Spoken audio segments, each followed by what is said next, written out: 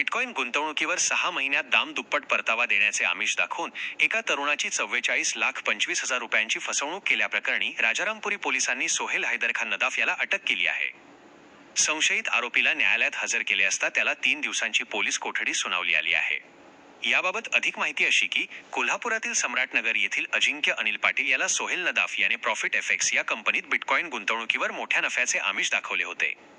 सोहेल आणि त्याचा चुलत भाऊ मोहसिन बाबासाहेब नदाफ यांनी वायपी पोवार नगर परिसरात कार्यालय थाटून अजिंक्यकडून गुंतवणुकीसाठी 80 लाख रुपये घेतले होते. या रकमेपैकी त्यांनी 35,75,000 रुपये परत केले, मात्र उर्वरित 44,25,000 रुपये आणि त्यावरील परतावा देण्यास वारंवार टाळाटाळ केली. आपली फसवणूक झाल्याचे लक्षात येताच अजिंक्य पाटील यांनी राजारामपुरी पोलीस ठाण्यात धाव घेऊन तक्रार नोंदवली. पोलिसांनी या प्रकरणी गुन्हा दाखल करून तातडीने सोहेल नदाफ याला अटक केली. या गुन्ह्यात आणखी कोणाची फसवणूक झाली असल्यास त्यांनी समोर येऊन तक्रार द्यावी, असे आवाहन तपासी अधिकारी सहाय्यक पोलीस निरीक्षक रणजित पाटील यांनी केले आहे. पोलीस आता या प्रकरणातील दुसऱ्या संशयिताचा शोध घेत आहेत.